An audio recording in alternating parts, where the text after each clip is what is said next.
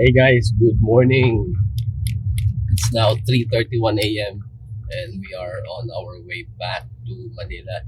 So, umalis tayo ng Naga City around around 3 a.m. And this time parang meron akong biglang naiisip na gustong gawin.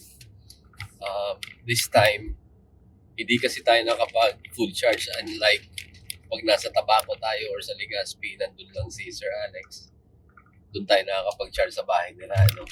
Pero this time, since galing tayo ng Naga, walang chance. Even last night, wala kami chance magpa-charge sa SM. So yeah, we are starting off with a 25% SOC and a full tank. So ang gagawin ko ngayon, yung energy settings natin, SOC 50% and then naka-auto lang tayo. So, kumbaga hayaan lang natin yung system ang mag-manage ng fuel consumption natin. Alright, so naka-HEV mode tayo. Okay? Magmula pa kanina 3 a.m. And right now, tumakbo na nga tayo ng 32 minutes and 34.1 kilometers. Naka-HEV mode pa rin tayo. So, tingnan natin kung yun ba ang mas matipid pag papuntang pabalik na Maynila, long drive. So again, hindi tayo naka 100% full charge. Gusto ko makita dito kung ano ang magiging fuel consumption niya in pure HEV na long drive. Okay? So nag-average lang tayo na mga 70 kilometers per hour. Okay? So like I said, hindi ako mahilig ng sobrang mabilis. Hindi yan ang driving style ko.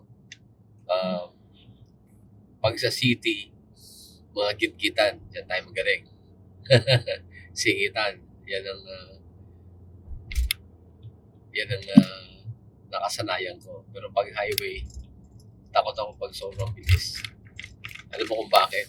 Kasi sa city driving, takbo ka lang ng 40, 30. Ano ba ang worst case na mangyari? Fender bender lang yun. Magkakasagyan lang kayo, kotse lang ang madadamage, hindi yung katawan nyo. Pagka highway, long drive at mabilis ka, konting pagkakamali, yari ka dyan. Hindi lang ikaw, kundi yung kapwa mo motorista at makakadamay ka pa ng mga pedestrians or ng mga ibang properties. So, kaya hindi talaga ako mahilig ng sobrang mabibilis.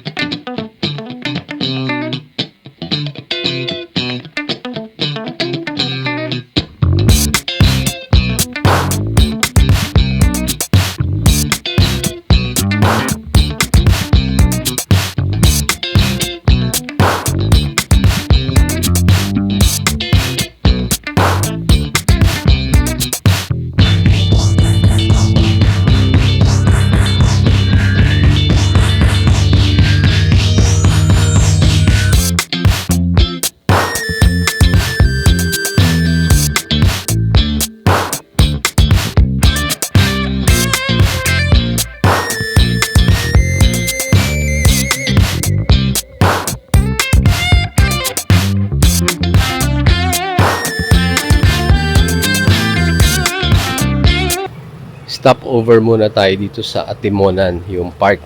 Ayan, nakasulat Atimonan. Again, eto na naman, ulitin ko. Eto yung karamihan ng mga vlogger na hindi taga Bicol. Ang tinatawag nila tong bitukang manok. Hindi po ito bitukang manok. Ulitin ko na naman. So maganda mag-stop over dito. May malinis na CR. Tapos merong mga kakanin, mga local delicacies natin. Tagal mo kasi. Ito ano to? Banana cake po. Banana cake. Ito. Carioca po. Tabog-tabog. Ay, lumpia. Ayaw mo ng lumpia? Kulay po. Sige lang. Ayaw ko ah. Ikaw lang. Fried. Fried na naman yan. Ito, ano to? Ube? Biko po sir, may food color. Ah, Hindi ko naman. ito rin yun. Opo.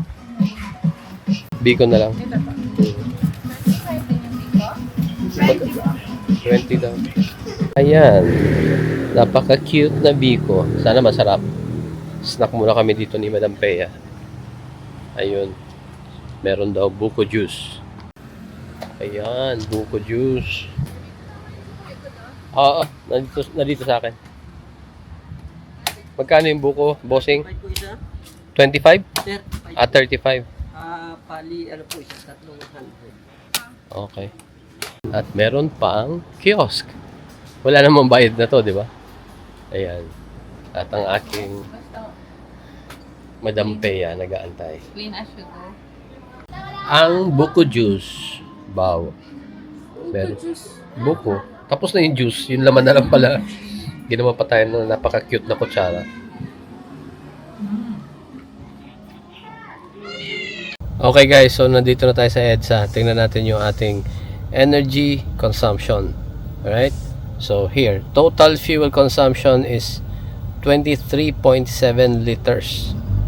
VTOL charge, as you can see, 0 pa rin. So hindi nga tayo nagpa-charge. HEV tayo the entire trip from Naga City to Manila. So ayan, yung trip A natin is 378.9 kilometers. Okay, so tingnan natin to. Ito, no? Power, fuel, oil. So fuel lang titingnan natin. Average fuel consumption is 6.9 liters per 100 kilometers. So kapag binaligtad mo yan, simple lang naman, gawin mong 100 divided by 6.9. So lumalabas na sa 14.49 kilometers per liter. So this was our computation during our drive to Bicol from Manila. Kung hindi nyo pa po napapanood, I suggest panoorin nyo po. Ilalagay ko yung video sa end screen nitong video na to. Anyway, in this computation, the fuel consumption on HEV mode was 11.88 kpl, kilometers per liter. Ito po yung naka 70% save tayo. Tapos, ang ginagawa ko kapag umabot na sa 70% SOC, I would manually switch to EV mode. Akala ko mas matipid kapag ganon. So, etong video natin ngayon, from Bicol going back to Manila, ang ginawa natin, naka-auto mode lang tayo all the way. Kumbaga, hinayaan ko lang na yung DMI system ang mag-manage ng battery and fuel consumption. Ang result is 14.49 kpl. Mas matipid pa pala, mas efficient, mas convenient kasi hindi ko na kailangang abangan yung SOC at ibalik sa EV mode manually. Buti na lang, gumawa tayo ng ganitong experiment. Ang interpretation ko, kapag nilagay mo sa 70% save mode, pipilitin niyang abutin yung target na 70%. Kaya, paanda rin niya ng mas madalas yung gas engine. 'Di ba? So, I guess gagawin mo lang yon kapag meron ka talagang purpose na paggagamitan ng battery. 'Di ba? Siguro gagamitin mo kung may outage, may disaster, may kung anong emergency na paggagamitan mo nung V2L siguro. Yun lang sa ngayon ang naisip kong reason bakit mo gagawin to. Pero other than that, in normal driving condition, parang lumalabas mas magandang naka-auto ka na lang, mas convenient. At parang mas matalino yung DMI, mas alam niya kung kailan gagamitin, kung kailan magsiswitch between the battery and the gas engine. Anyway, may bago na naman tayong natutunan. Okay, that's it guys. Thank you for watching. As always, please drive safe. Bye.